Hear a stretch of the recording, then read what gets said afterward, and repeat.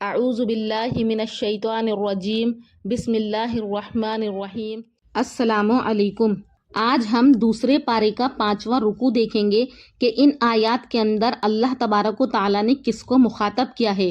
وَإِذَا قِيلَ لَهُمْ، اور جب کہا جاتا ہے ان کے لیے، کن کے لیے؟ یعنی مشرکین مکہ کے لیے، لَهُمُ اتَّبِعُوا مَا أَنزَلَ اللَّهُ، کہ تم پیروی کرو ما انزل اللہ، جو کچھ نازل کیا اللہ تبارک و تعالیٰ نے۔ قالو، تو وہ لوگ یہ کہتے ہیں، بل نتبعو، بلکہ ہم پیروی کریں گے یا ہم اتباع کریں گے یا ہم مانیں گے، ما ان چیزوں کو، الفینا علیہ آباءنا، جن پر ہم نے اپنے باپ دادا کو پایا ہے۔ یعنی جب مشرکین مکہ سے کہا جاتا ہے کہ تم ان احکاموں کو مانو جو کہ اللہ تبارک و تعالیٰ نے تمہارے اوپر نازل کیے ہیں، تو وہ لوگ یہ کہتے ہیں کہ ہرگز بھی نہیں، ہم تو تابعداری کریں گے اس کی جس پر ہم نے دیکھا اپنے باپ دادا کو۔ تو اللہ تبارک و تعالیٰ ان کے اوپر رد فرماتے ہوئے کہتا ہے، اولو کانا آباؤہم، کیا ہر حالت میں یہ لوگ اپنے آبا اجداد کو ہی مانیں گے؟ لا یعقلون شیئا،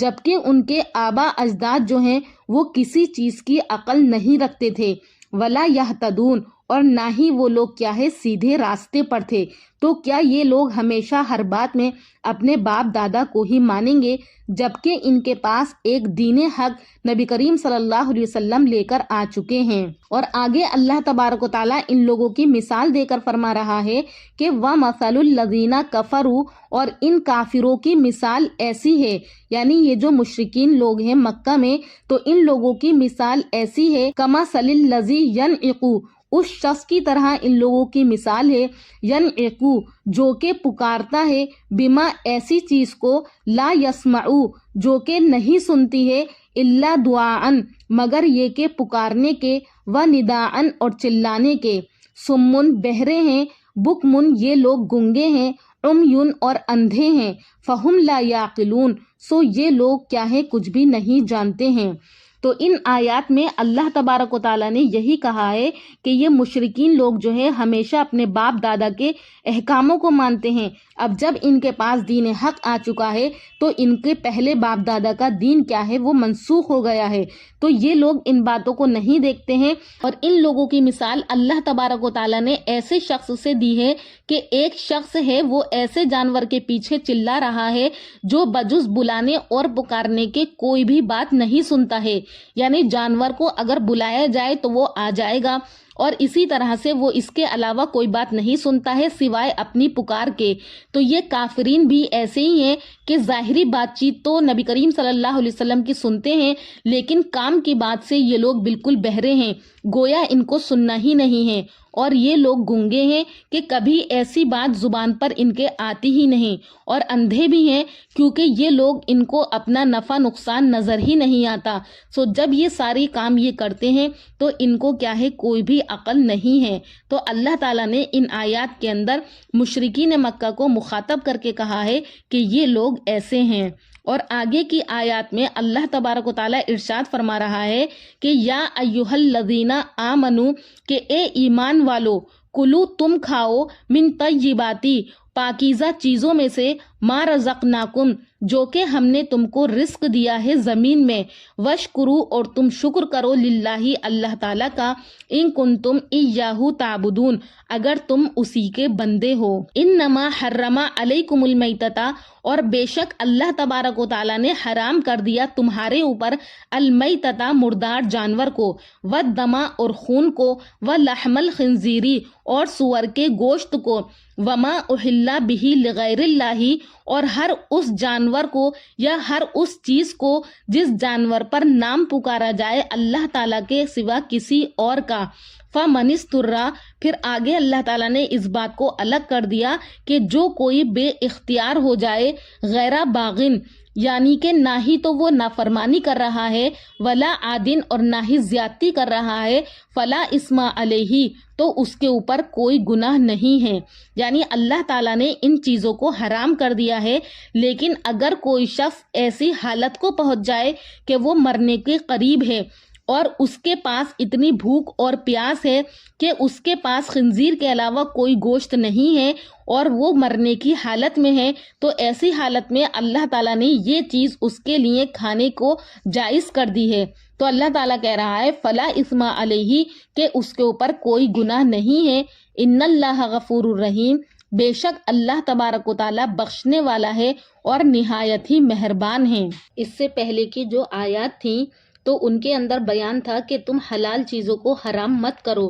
اور پھر اس کے بعد آگے اللہ تعالیٰ نے ذکر کیا کہ تم حرام کو حلال مت سمجھو، جیسا کہ مشرکین اس بات میں مبتلا تھے کہ مردار جانور اور ایسے جانور جن کو غیر اللہ کے نام پر ذبح کیا گیا ہو، مشرکین ان کو کھایا کرتے تھے۔ تو اس بات سے جو ہے یہاں پر منع کیا گیا ہے، اور اس کے ضمن میں اللہ تعالیٰ نے یہ بھی بتلا دیا کہ اللہ کے نزدیک فلا فلا جانور حرام ہے، ان کے سوا دوسرے جانوروں کو اپنی طرف سے حرام قرار دینا یہ تمہاری غلطی ہے۔ تو اللہ تعالیٰ نے جو ہے یہاں پر انہی بات کو بیان کیا ہے کہ جو پاکیزہ چیزیں اللہ تعالیٰ نے تم کو عطا کی ہیں زمین سے، تم ان کو کھاؤ، اور جو چیزیں حرام کی ہیں تم ان سے پرہیز کرو، ان کو مت کھاؤ۔ تو اسی لیے ان آیات کے اندر اللہ تبارک و تعالیٰ نے حلال طیب چیزوں کے کھانے اور اس پر شکر گزارنے کی ترغیب دی ہے، کیونکہ جس طرح حرام کھانے سے اخلاق بد پیدا ہوتے ہیں، یعنی اخلاق برے ہو جاتے ہیں، عبادتوں کا شوق ختم ہو جاتا ہے اور دعائیں قبول نہیں ہوتی،